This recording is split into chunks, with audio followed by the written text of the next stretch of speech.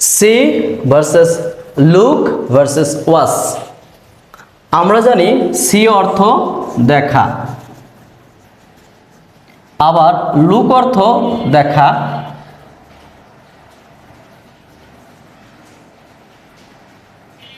আবার ওয়াচ অর্থও দেখা। তাহলে এই তিনের মধ্যে পার্থক্যটা কি? সি এটা হচ্ছে অনিচ্ছাকৃতভাবে দেখা, অর্থাৎ আমি রাস্তা দিয়ে হাঁটছি বা কোনো এক জায়গায় বসে আছি, কিছু না কিছু দেখছি, এটা হচ্ছে সি। যেমন আমি বলতে পারি suddenly I saw a beautiful bird, হঠাৎ করে আমি একটি সুন্দর পাখি দেখলাম। অথবা আই সি এ বার্ড, আমি একটি পাখি দেখছি।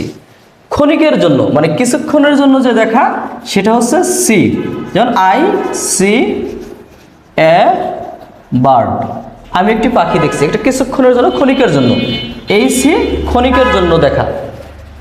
এবারে লুক, লুক অর্থ দেখা, এটা কিছুটা মনোযোগ হয়ে, যেমন লুক অ্যাট মি, আমার দিকে তাকাও, অর্থাৎ কোনো কিছু তাকিয়ে দেখা।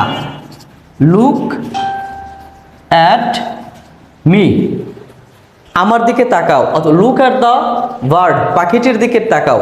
লুক অ্যাট দ্য পিকচার, ছবিটির দিকে তাকাও। অর্থাৎ কোনো কিছু তাকিয়ে দেখা হচ্ছে লুক। কিন্তু সর্বশেষ ওয়াচ, এটা অর্থও দেখা। এই ওয়াচ বসবে যদি আমরা দীর্ঘক্ষণ যাবৎ কোনো কিছু মনোযোগ দিয়ে দেখি। যেমন I have watched a nice movie, আমি একটি সুন্দর মুভি দেখেছি।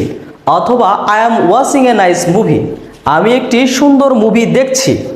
তাহলে দীর্ঘক্ষণ মনোযোগ দিয়ে দেখাটা হচ্ছে ওয়াচ। যেমন I am watching a movie.